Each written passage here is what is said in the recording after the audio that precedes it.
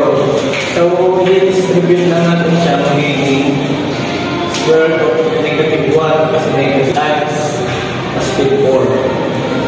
So, square root of 2. So, magiging 2.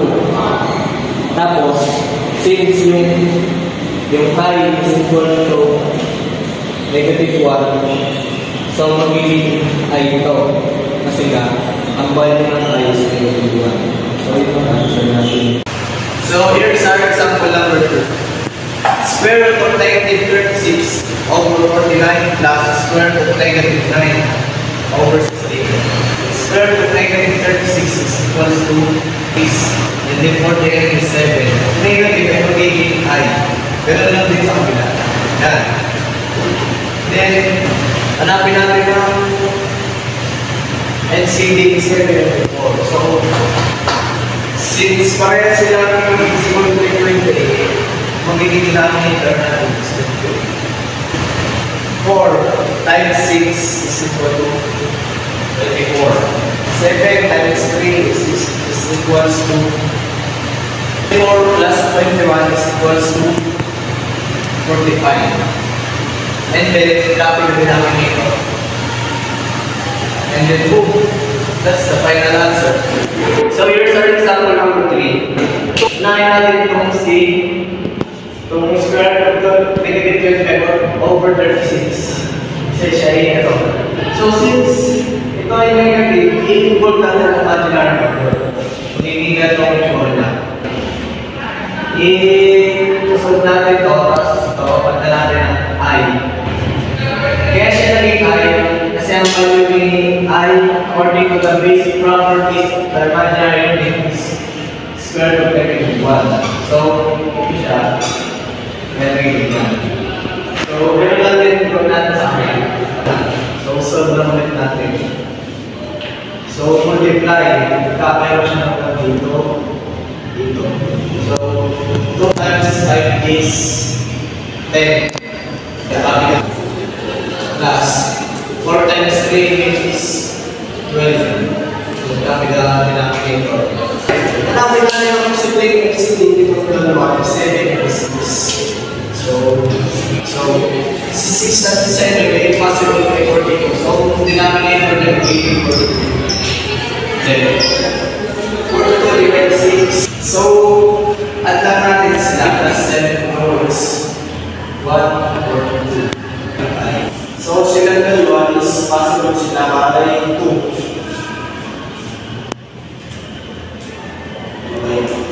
So, sila nagiging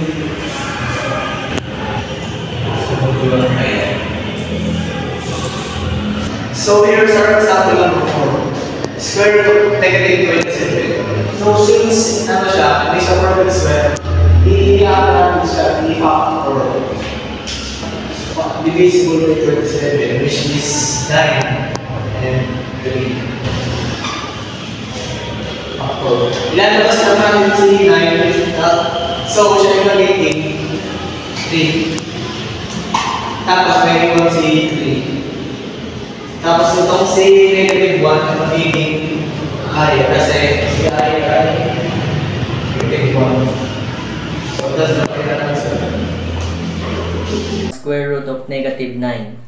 Gagawin natin diyan ay recognize the negative sign under the square root. Negative 9 equals positive 9. Tapos 2 negative 1. Simplify the square root of 9 to 3 and replace the square root of negative 1 with I. Negative 9 equals 3. Number 2. Square root of negative 48. Ang gagawin natin dito guys ay split the radical into a perfect square and its remaining factor.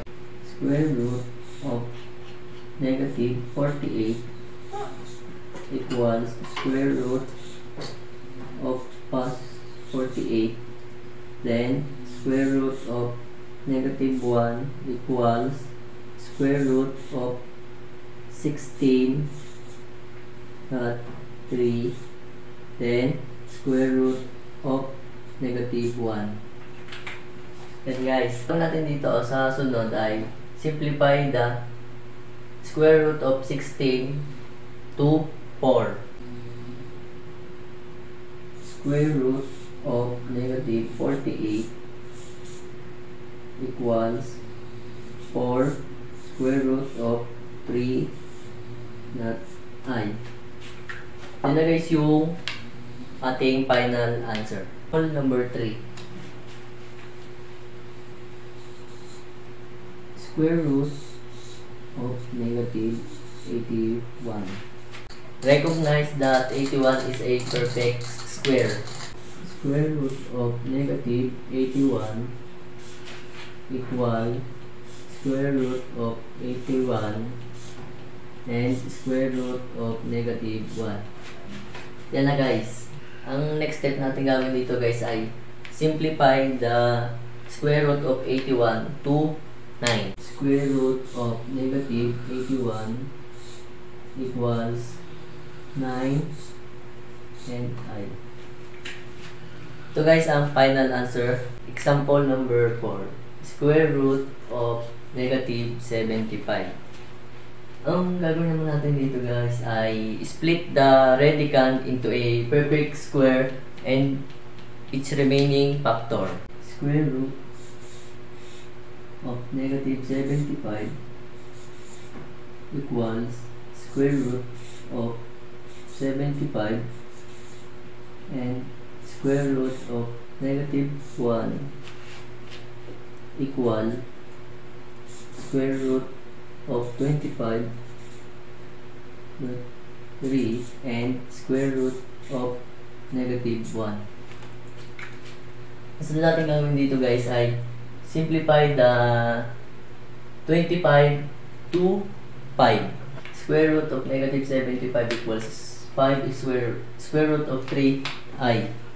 Ang sunod natin gagawin dito guys ay combine the result and write the final answer with I. Negative 75 equals 5 square root of 3I. We have 2 square root of negative 8. I-rewrite lang po natin yung 2 square root of negative 8 and then equals to 2 square root of positive 8 times square root of negative 1. Kaya po nagkaroon ng negative 1 is because the negative sign. And for our final answer, we have 4 square root of 2i. Kaya po natin nakuha itong answer is because ang square root po ng 8 is 4 and then kakopy lang natin yung 2 and yung i po is nanggaling sa square root of negative 1. Kaya 4 square root of 2i. 2 square root of negative 4 minus 6 square root of negative 36 plus 5 square root of negative 49 over 7 square root of negative 4. Bilang po natin yung 2. So,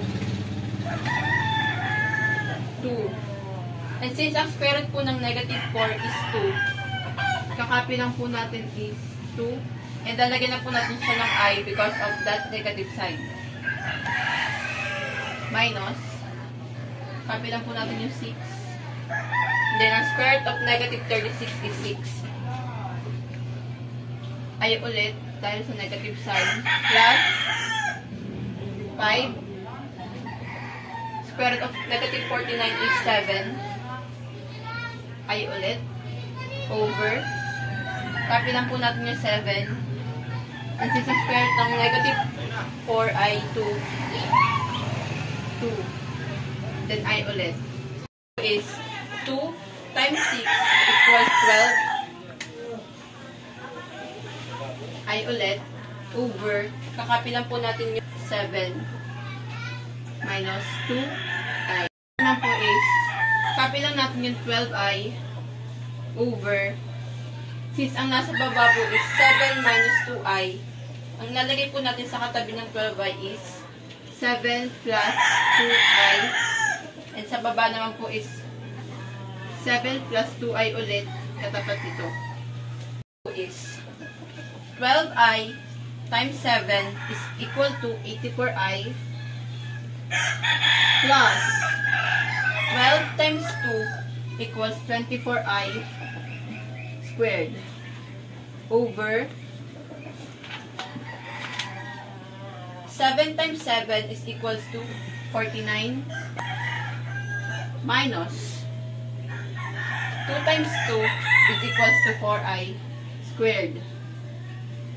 Have 84i minus 24 over 49 plus 41i squared is equals to 90.